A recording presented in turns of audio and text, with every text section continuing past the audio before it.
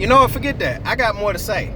So, this is a continuation of the last video when I was talking about the dude talking about if you're not going to amen to this, you're going to hell. Like, I just feel like, and I don't mean to make it a race thing, but I've seen it more in black churches more so than white, in my experience, you know. For those of y'all could see it wherever.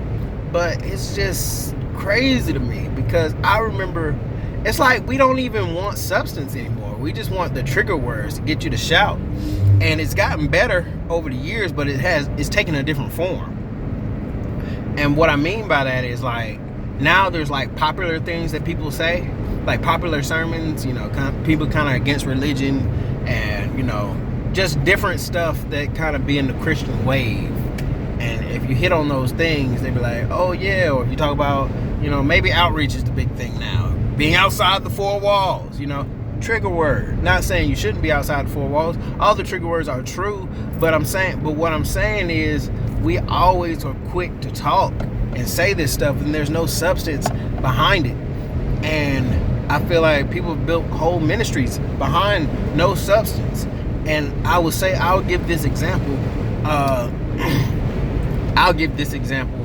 because it really bothered me when it happened. But me and a group were going to sing somewhere, and before it was our turn to sing, there was some young people there, some young men there that was going to rap, and so they were there and they were going to rap and all that good stuff. And this woman there, she, you know, people were jamming and rocking and bebopping to whatever she was saying, and the woman saw me not rocking or bebopping, and she went up beside me and tried to like push up on me to try to get me to rock and bebop. And she was like, come on, hasn't God been good to you? I was like, he has, but this young man is saying something and I want to hear it, and I don't have time to be dancing around acting stupid, you know, because I was mad at this point. Like, don't you dare come up to me, you don't even know me, to come up to me and say I don't love God because I'm trying to listen to the man. Like, just because we have two different ways of expressing it, don't be coming up on me trying to get me to do what you doing. You're not even hearing what he's saying. He could be cussing right now. You don't know. You know, you just acting ignorant, you know. And I only say ignorant because you wasn't listening. There's nothing wrong. There's nothing wrong with dancing. There's nothing wrong with enjoying God as long as you understand substance. Period. You know, you're sitting there. She's more worried about dancing than she is listening. I know she wasn't hearing him. You know, because she wouldn't be messing with me if she was hearing him. But yo, I just think we are so, like, the older generation, because I don't think it's us. I don't think it's any millennials from any denomination or any different church.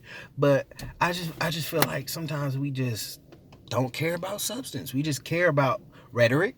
You know, the package is wrapped in, who's saying it, how they're saying it. Like, your pastor could be killing it, and then TD Jakes say the same thing. You're like, oh my God,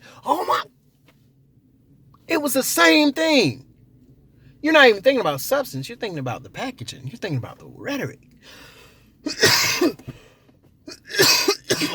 God uses the least of these, you know.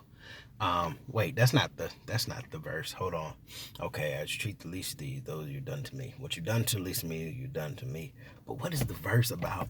Oh, God is no respecter of persons. That's the one. Substance. See, y'all were gonna take that scripture and be like, yeah, that's deep. It's not. It was the wrong scripture.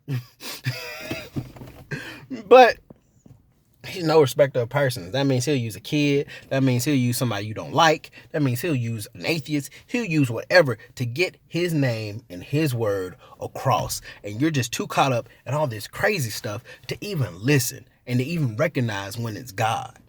Because we'll miss it. We'll miss it. You see all these pastors out here, these big cat pastors, getting into scandals. You don't know what they're preaching. You don't know who they are. You just know that they hot. I'm looking at the pastors now who are hot right now. I'm like, who's to say? Who's to say something may not happen and people still following them on the way to hell because they're not even listening. Not even listening to the substance. It's dumb. It's dumb. But I'm good. I just needed to rant a little bit because that's one of the things that irked me Period. Listen. Open your ears. Read your word. Make sure what's being said is lining up with the word. If people prophesying and they ain't got no Bible scriptures in it, come on, bruh. You know, anything. The word is solid. It ain't changed. If you want to fact check it with the word. Period. You know, even the great deceiver, Satan, used the word, but then he added some stuff to it. You know, if you say something true, couple it with something that's not true. That's how you deceive people. So you can say true things, get everybody on your side, and then sneak a little deception in there. You gotta listen to all of it. But it is what it is, y'all. I gotta go. Peace, love.